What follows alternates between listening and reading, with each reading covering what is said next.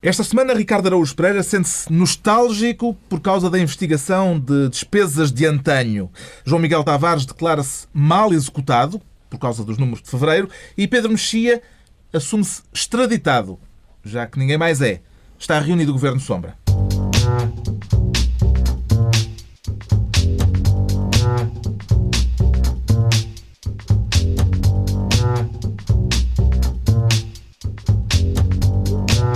Viva, sejam bem-vindos, tanto os grevistas como os fura-greves. Daqui a pouco vamos falar da greve geral e das bastonadas do Chiado.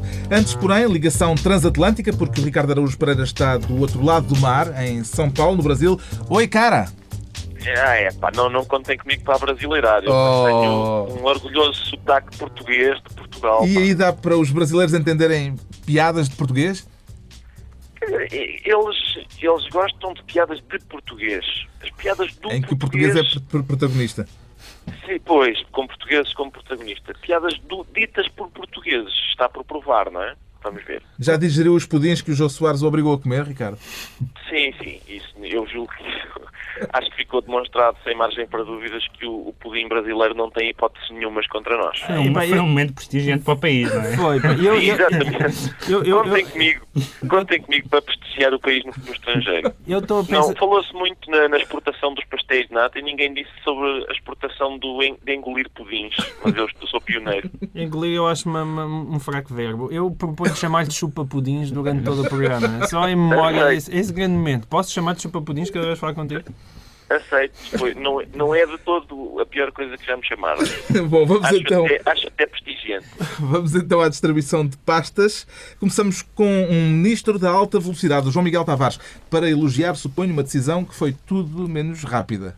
Bem, elogiar dizes tu, queres que eu elogie o adiamento ad eterno do TGV? Adiar, sim, no caso, o fim desse processo. Eu nunca me manifestei nem a favor nem contra o TGV, porque aquilo é demasiada velocidade para mim. Temos um agnóstico aqui. Sim, é tipo acordo ortográfico em alta velocidade. Eu nunca tive opiniões muito firmes, porque teoricamente acho que faz todo o sentido nós estarmos ligados à Europa, mas depois existe o problema dos custos. A diferença é que não andas de comboio todos os dias. Não, mas é só para sabotar o teu paralelo. Não, mas ando de vez em quando. Mas de facto eu nunca tomei grande posição sobre isso. Agora, de facto, li foi o acórdão do Tribunal de Contas e aquilo é de facto assustador.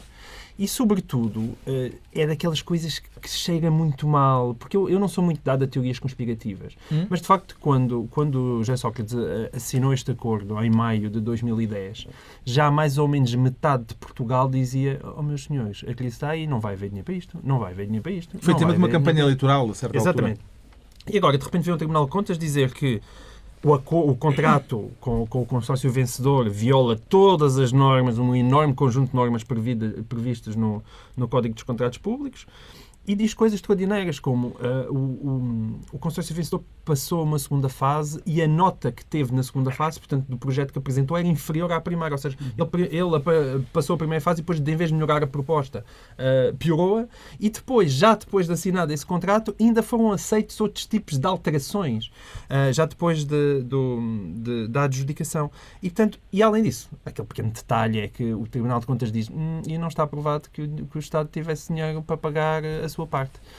Ora, tudo isto, das duas uma. Ou em 2010 nós estávamos a trabalhar o Estado estava a trabalhar com os mais incompetentes advogados, ou então há legítimas dúvidas se isto não foi feito, mas era porque já sabia que isto não ia avançar, mas pelo menos havia uma senhora indemnização para pagar ao consórcio vencedor, que, segundo ele próprio afirmou agora, estamos a falar em 300 milhões. Portanto, o TGV não avança, mas assim, não, 300 milhões, o que é que são 300 milhões de euros? 300 milhões de euros de indemnização por um contrato que toda a gente já sabia em 2010, previsto ter anos já, só que aquilo não haveria meios do país ter dinheiro para pagar. Esta decisão significará que o governo espanhol deu luz verde ao governo português para que ela fosse tomada, porque havia também a pressão espanhola para que a obra espanhola e a pressão europeia. De facto, eu percebo que isto cause realmente grandes imbróglios, porque de repente ter uma linha de alta velocidade a pagar em Badajoz, que faz Madrid-Badajoz, é evidentemente um total absurdo.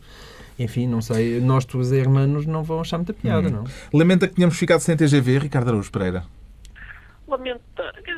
Não lamento, porque ficam as recordações, Carlos. Eu acho que é mais uma... Repara, é mais um caso para o nosso álbum de memórias de infraestruturas de transportes que eram para ser, mas afinal já não são. Juntamente com o aeroporto da OTA que é feito do aeroporto de Alcochete, Lisboa mais 1, Lisboa menos 3, que é feito disso? Eu não sei desse... Mas eu acho que, apesar de tudo, o dinheiro que nós gastamos em estudos, em traçados, em projetos, e o que se vai gastar ainda em indemnizações, todo esse dinheiro faz do nosso TGV o TGV inexistente mais caro do mundo. E, portanto, é óbvio que é uma infraestrutura com alguma qualidade e isso dá-nos algum conforto. O que eu sugiro é que para a próxima, quando o Estado português tiver uma ideia destas, que agora vai custar 300 milhões em indemnização, uma coisa que pode poupar algum dinheiro é escolher uma concessionária qualquer, uma empresa de construção de carris e dizer, tomem lá 20 milhões. E acabou-se. Até pode nós ser... faz o TGV na mesma e poupamos 280 milhões. Até se pode escolher uma empresa de outro ramo qualquer. Sim. Uma vez que não é para levar por diante a obra, qualquer empresa servirá. A quem é que se deve atribuir responsabilidade por esta questão das indemnizações, Pedro Mexia? É que neste caso, como noutros casos, o mais preocupante, se calhar, ainda do que haver um Estado irresponsável, é que depois há empresas privadas bastante previdentes e há, sobretudo no caso das obras públicas, a partir do momento em que se começou a desenhar um plano de obras públicas que era tão ambicioso quanto inexecuível, dadas as disponibilidades financeiras do país e até o prazo de vida do governo, houve várias empresas e houve vários advogados, eu conheço pessoalmente alguns desses advogados, que criaram gabinetes de crise só para blindar os contratos, para dizer, meus amigos, azar, agora isto que já fizemos aqui tanto trabalho jurídico, que mesmo quando se decidir politicamente e financeiramente que não há dinheiro e que não é a oportunidade certa para avançar, as indemnizações. E, portanto, são as duas... O Estado não faz o que lhe compete, que é gastar de acordo com o que tem e com as necessidades reais. Mas os privados, sobretudo os empreiteiros e as empresas de construção, sabem muito bem o que estão a fazer. E há a longa história das PPPs, que também anda um bocadinho à volta disso. Exatamente. E, portanto, quando a imprevidência pública e a manha privada juntas, legítima. Mas a questão é, em 2010 vai-se assinar este contrato para pois, quê? Claro, sabendo que isto não podia avançar. Isso é que é o verdadeiro escândalo disto. Mas isso é a história dos governos de Sócrates. Fica atribuída a pasta de alta velocidade ao João Miguel Tavares, que não vai ter muito com que se preocupar, agora que o projeto do TGV morreu. Quanto ao Ricardo Araújo Pereira, também está preocupado com o problema dos transportes, pelos vistos, Ricardo. Também é de transportes que quer falar como Ministro dos Combustíveis. Exato, combustíveis. Combustíveis, como sabem... Descobriu aí pelo Brasil mais algum poço de petróleo, Ricardo? Não, eles descobriram, não é? E, aliás, só assim se justifica que tenham capacidade financeira para convidar um artista da minha categoria para vir estrelar aqui. Estrelar não é o termo. Chupar. mas eu estou como sabem, eu acho que isso é público, não é? E vocês que me conhecem mais proximamente sabem disso bem. Eu acompanho o preço do barril de Brent há muitos anos e com bastante intensidade. E, portanto, a oscilação de preços no preço dos combustíveis toca-me sempre muito fundo. E esta em especial... Pensava que ia ficar por aí. Não. Fizeste uma pausa, de facto. Não, atenção, estava só a engolir em seco. Desta vez, não um pudim, mas atenção. O que aconteceu foi que, o que acontece normalmente, e para um observador atento do barril de Brent, é o seguinte: quando o preço do barril de Brent sobe, o preço da gasolina em Portugal sobe. Quando o preço do barril de Brent desce, o preço da gasolina em Portugal sobe. E, portanto, é isto que acontece há anos. É chamado lei de Brent. Exatamente. Neste momento, eu não sei se querem tomar apontamentos, mas estes são dados que eu recolhi. O barril de Brent, sim, eu vou continuar a falar um bocadinho sobre o barril de Brent. O barril de Brent está mais barato agora do que em 2008. No entanto, a gasolina está a um preço que eu acho que é capaz de ser o mais caro de sempre. A gasolina tem está... É mesmo mais caro. É mesmo mais caro de sempre. Está quase 2 euros. 2 euros são 400 paus. Pá. Eu não quero parecer um velhinho, mas 400 paus por 1 litro de gasolina. Eu, quando era puto, custava 30 escudos. 400 paus? É isso, é o que eu vos digo. Aquilo, dentro em breve, a gente vai à bomba e compra um fresquinho de perfume com gasolina lá dentro. É só para dar umas borrifadelas. É mais caro do que certas fragrâncias francesas. Suspeita que há aqui conluio entre as gasolineiras? Quem pensa? Não. Quem? Não.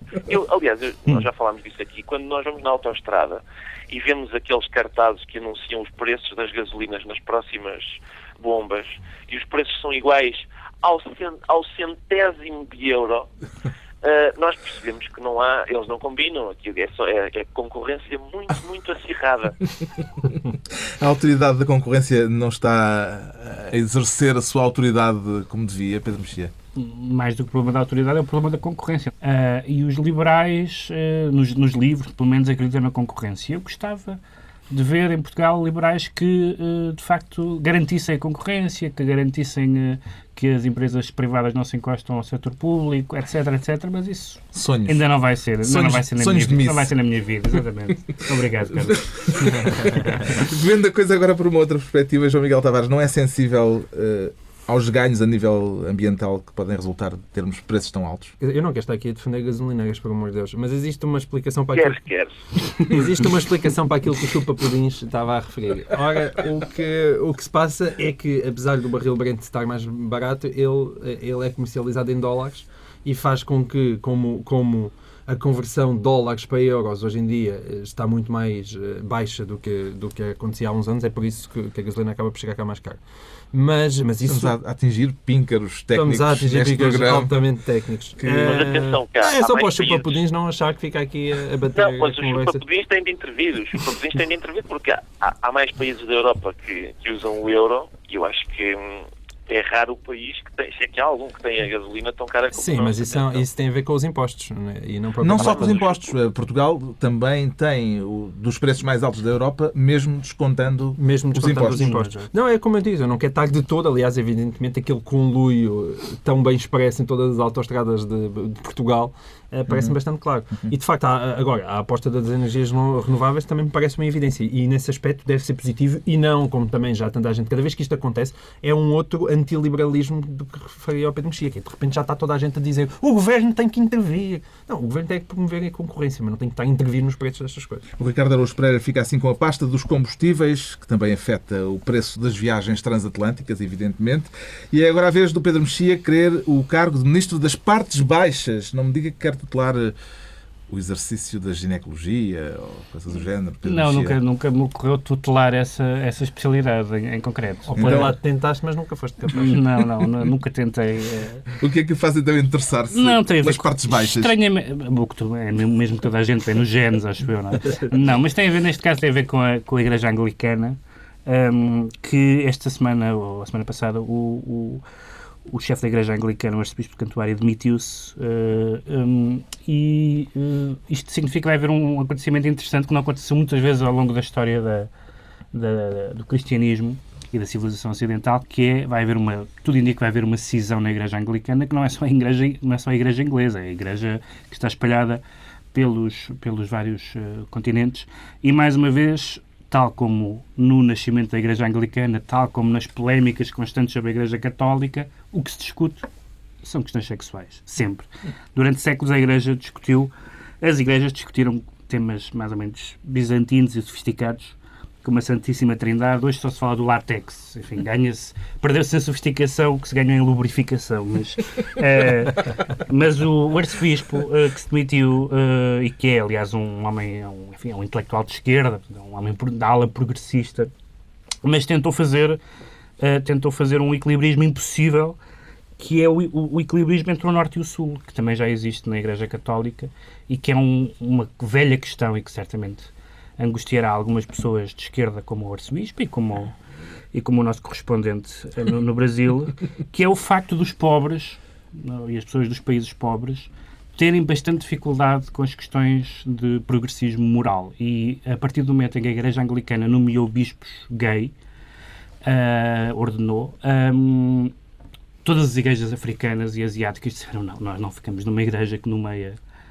Não é só já não são apenas sacerdotes, neste caso são bispos.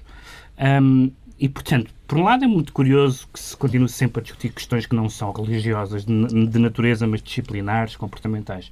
E, em segundo lugar, mais uma vez se vê esta divisão norte-sul em que para os países do norte, incluindo a Inglaterra, isso em geral não é um problema.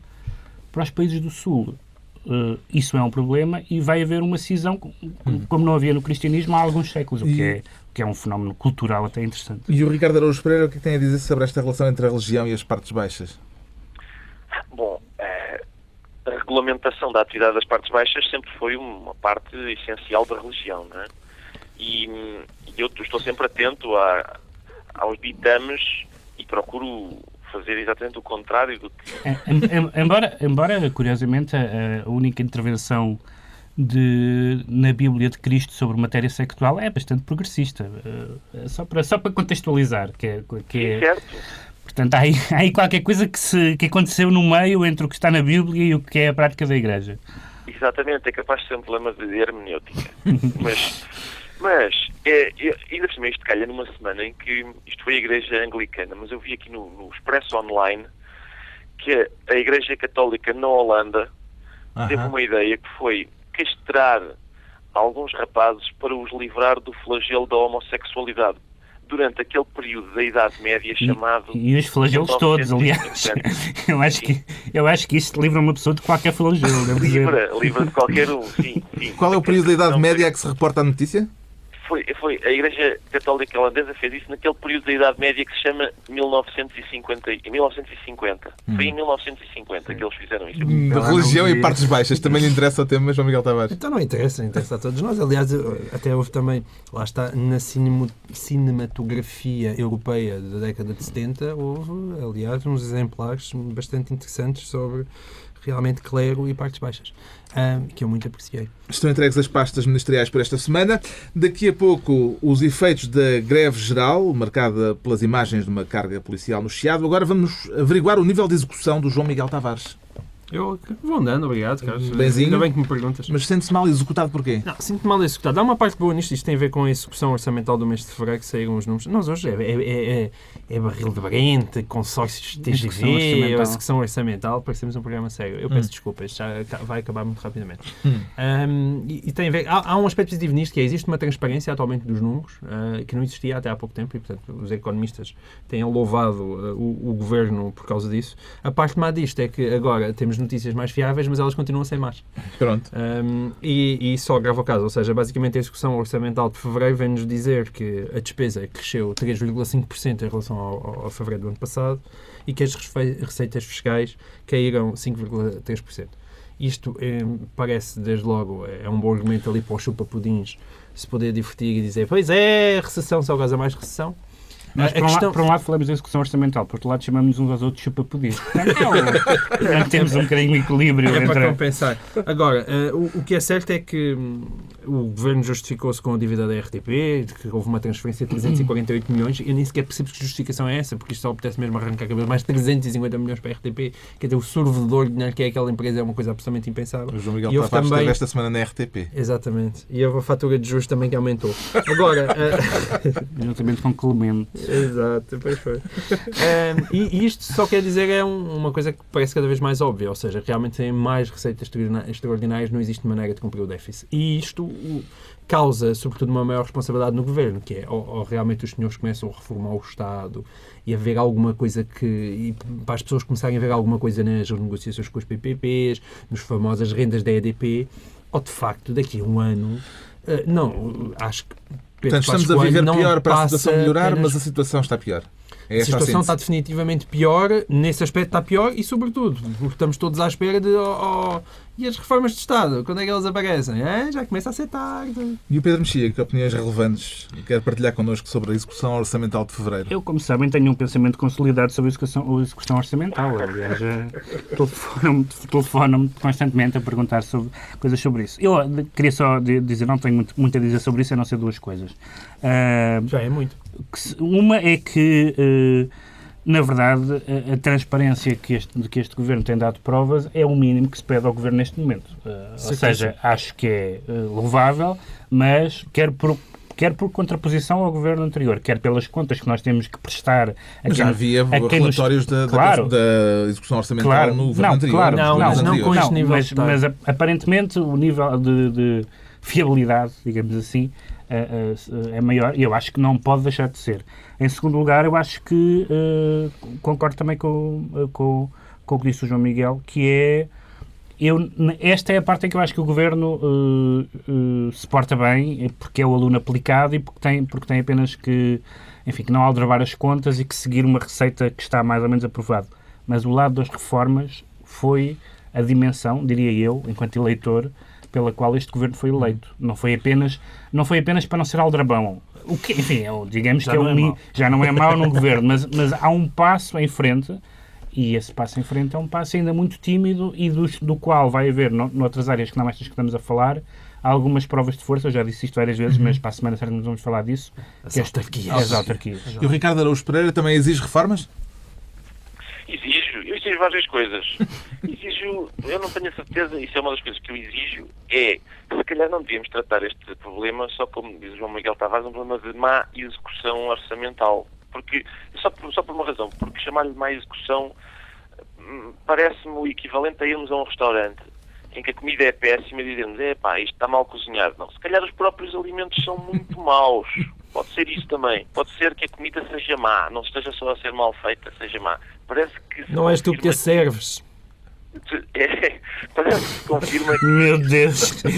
Que houve aqui uma contração de consumo e tal. Se calhar o nível dos impostos os impostos estão a um nível que acaba por ser contraproducente.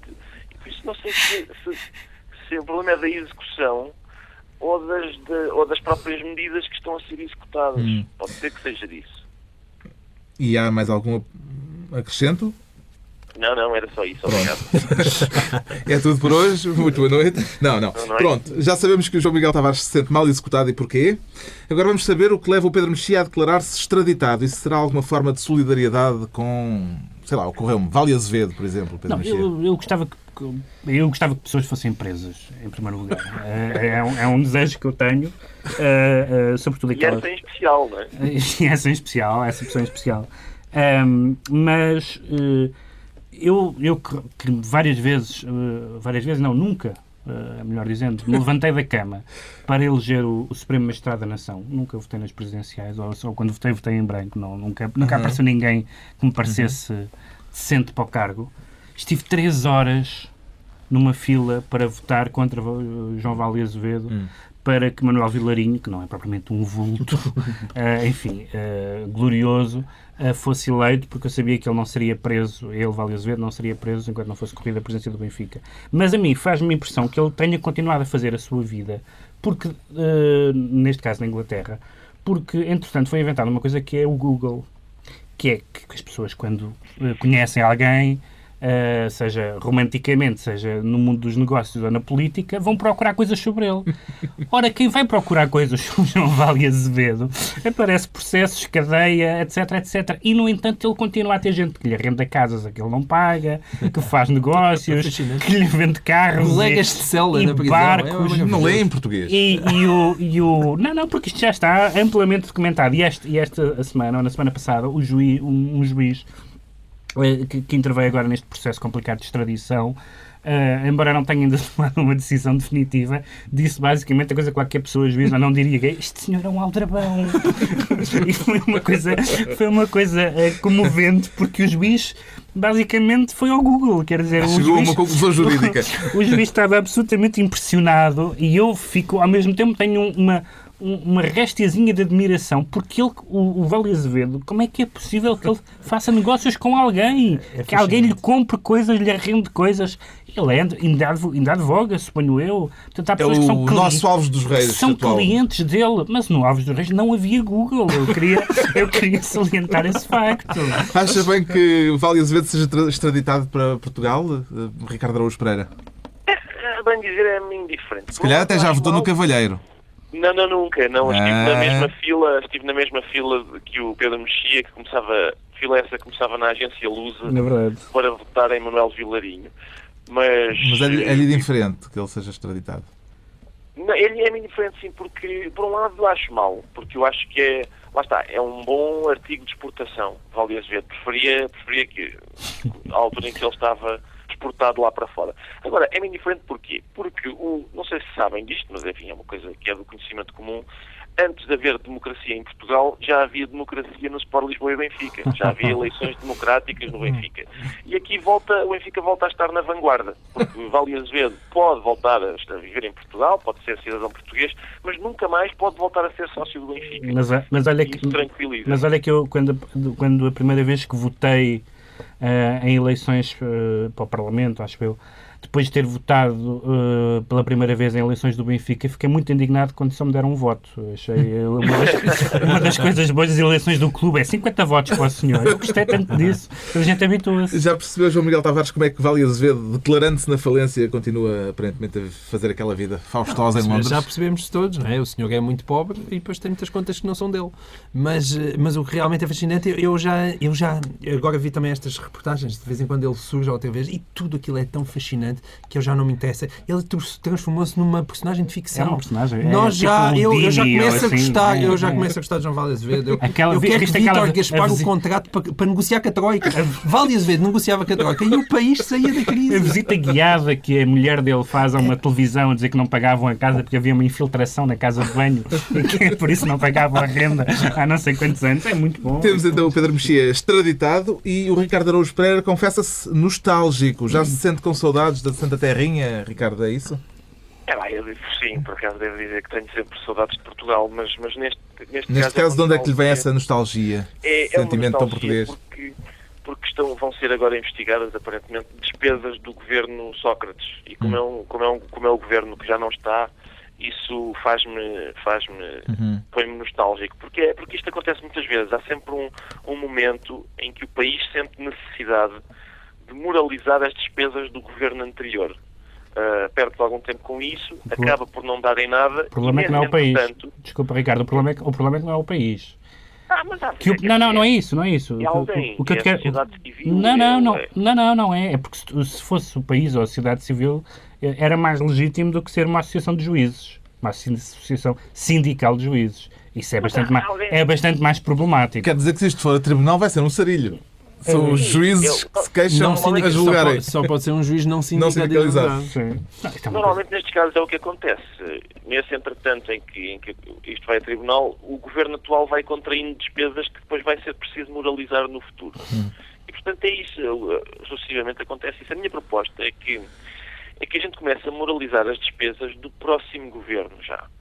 Há várias vantagens nisto. Primeiro, já se sabe mais ou menos quem é, porque eles vão alternando, não há grandes surpresas nisso.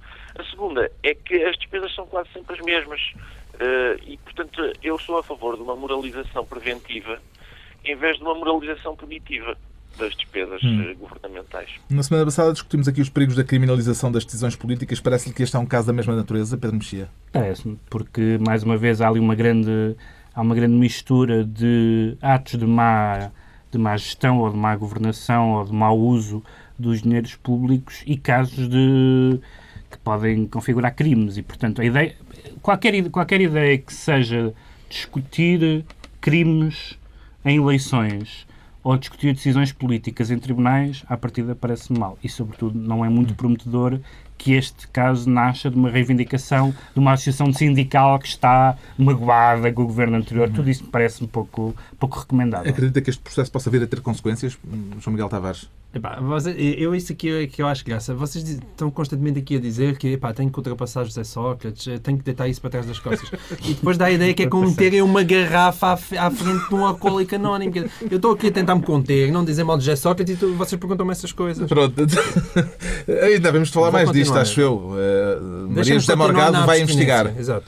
Está explicada... Fazem bem! Isto era horrível para todas as pessoas, mas não para José Sócrates.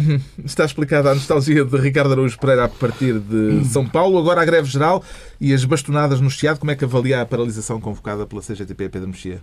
Não foi provavelmente um sucesso. O próprio Arménio Carlos veio dizer que falou de dificuldades de mobilização, tentando encontrar algumas justificações, o medo, as dificuldades financeiras, etc. E depois aquela carga policial no Chiado acabou por roubar protagonismo. Mas a carga policial não tem nada a ver com a CGTP, não é? Pois, mas acabou por, naquele contexto, ser o momento que marcou o dia da greve geral. Marcou, sim, talvez tenha marcado do ponto de vista mediático, mas do ponto de vista político não é o mais relevante. O mais relevante foi que parece que esta greve se destinou mais, tendo em conta o consenso que existe entre os três maiores partidos, entre os dois partidos do Governo e o PS, tendo em conta o memorando, tendo em conta a posição da UGT, não parece que a oposição da CGTP tenha algum efeito e, portanto, a greve geral foi mais uma manifestação de princípio, de uma posição de princípio, do que um efeito, do que uma atitude que venha a produzir algum efeito concreto. Em segundo lugar, pareceu muito uma manifestação contra a UGT. Curiosamente, desse ponto de vista, também não foi muito bem sucedida, porque os números não são grande coisa. E, em terceiro lugar, é uma prova de afirmação do próprio secretário-geral. Se calhar já não temos tempo a falar disso hoje, mas voltaremos a falar sobre ele, porque eu acho que é uma figura politicamente interessante. Comparando com a greve de novembro, esta parece-lhe mais ou menos eficaz, João Miguel Tavares? A mim parece menos eficaz porque na de novembro eu tive que levar a minha filha comigo para o trabalho e neste caso ela ficou na escola porque a escola estava aberta, portanto, logo por aí. É um costume aqui, é os transportes, o lixo... É sempre a mesma coisa, isto não é uma greve geral, é uma greve de Estado e basicamente é uma provazinha de vida que o Arménio Carlos tentou fazer. Mesmo aí à distância, pareceu-lhe que Arménio Carlos conseguiu passar no primeiro teste, nesta prova de vida, como lhe chamou o João Miguel Tavares, de Arménio Carlos, enquanto novo secretário-geral da CGTP, Ricardo Araújo Pereira? Sim, pareceu-me que sim, porque a greve... É mesmo só porque estás à distância, Ricardo? Pode ser isso, mas houve greve, o certo é que houve greve, isso por um lado. Por outro, houve manifestações em que a contestação, enfim, talvez tenha subido um pouco de tom, tanto é que a polícia teve de recorrer à força para conter os manifestantes mais indignados e violentos, como, por exemplo, uma fotojornalista. 2 fotojornalistas, um da Lusa e uma da France Press. Eu vi a fotografia encantadora de uma fotojornalista a levar uma bastonada. E depois no Porto... Tu dizes encantadora porque tu próprio já tiveste alguma bondade. Só quem não te conhece é que... que ele teve vontade de dar uma bastonada naquela jornalista. Não naquela jornalista. Nem sei quem é a jornalista, mas... Eu distingo fotojornalistas de paparazzi. Ok. Havia ali... É um bom ponto. Não sei se havia fofocas a fotografar na manifestação. Fofocas na manifa, era bom. E depois ainda houve outro caso, que foi no Porto... ao que dizem aqui os jornais online, Passos Coelho fugiu à manifestação e ele que tinha sido mártir... Não fugiu propriamente. Não fugiu, só não ligou, não foi ter com ela dar beijinhos. Não foi ter com ela, mas não se pode dizer que ele fugiu. Diz que o Expresso Online usa a palavra fugir e, portanto, estou só a fazer fé em Ricardo Costa. Mas o Passos Coelho tinha sido mártir e herói ao enfrentar assobios na Feira do Queijo. Desta vez talvez não tenha sido tão afoito. Mas também ele não pode pagar a cada subiu, também tens de admitir, não é? Pronto, é chegada a altura dos decretos. O João Miguel Tavares decreta mais inquéritos giros no site da RTP, quer dizer que há precedentes. Sim, porque a RTP lançou um inquérito há pouco tempo, entretanto Nuno Santos já veio pedir desculpa, mas o inquérito é mesmo muito divertido, que é o seguinte: acha que se a situação se degradar, as Forças Armadas deveriam levar a cabo uma operação militar para derrubar o governo, como sugere o Hotel Saraiva de Carvalho? Ou seja, um referendo ao golpe de Estado. Exatamente. Portanto, eu gostei muito disto e queria sugerir a próxima pergunta já, que seria esta. Acha que se a situação se degradar, devemos arranjar o nosso próprio jovem jaidista magrebino para abater a tiro alguns deputados à saída da Assembleia da República? Fica a proposta. O Pedro Mexia decreta a forca, o fuzilamento, a cadeira elétrica e a injeção letal para os membros do governo. É em acumulação ou em alternativa? Tudo junto e à mesma pessoa. Deve ser eletrocutada, depois fuzilada, depois... Isto para homenagear o cartaz do MRPP que diz morte ao governo, um tipo de linguagem que nós já não víamos há algum tempo. A mim custa-me dizer mal do MRPP, porque, como sabe, para a direita, o MRPP é uma espécie de academia de Alcochete, porque prepara futuros direitistas. Mas, portanto, a esse lado custa-me um bocado, mas eu acho que, se calhar, num momento de tensão que o país vive, utilizar palavras como morte na discussão política não me parece mais interessante. Finalmente, o Ricardo Araújo Pereira decreta caipirinhas à borla? Não é nada. Qual é que é o mesmo decreto, Ricardo? Eu decreto que não se ensine o Benfica nas escolas. Eu estou com o Porto, neste caso. Quer o atirei o pau ao gato de volta. Sim, exatamente. Houve uma escola na Ericeira, acho eu, em que uma professora cantou o Atirei o Pau ao Gato e terminou com Viva o Benfica. E a SAD do Porto indignou-se com alguma força e eu estou com eles. Aliás, o caso não é para menos, não é? Porque eu estou no Brasil, mas acompanhei aqui tudo pela CNN. E portanto, o que eu proponho é que é o mesmo que o Porto, que não se ensina o Benfica nas escolas, porque, na minha opinião, isso também não deve ser feito. O Benfica, são questões que se tratam no berço, desde o berço, e acho contraproducente estar a ensinar o Benfica nas escolas. Isto só por uma razão, é que eu não conheço assim tantos adeptos fanáticos da matemática. Tenho dúvidas que aquilo que se ensina na escola, depois as crianças queiram acompanhar fanaticamente. Está concluída mais uma reunião da semana. 2 a 8 dias à mesma hora, novo Governo Sombra. Pedro Mexia, João Miguel Tavares e o Ricardo Araújo Pereira, que vai continuar no Brasil. Já pediu a papelada para se legalizar, entretanto, Ricardo? Não vai ser preciso. Não. Eles acolhem-nos de braços abertos. Mas eu vou. Estarei em breve. Então, até para a semana. Então, adeus, chupa pudim. Até para a semana. Correu bem essa designação insistente. Foi, não foi? Chupa pudim. Uma espécie de refrão. Vai passar a ser usado na quadratura também.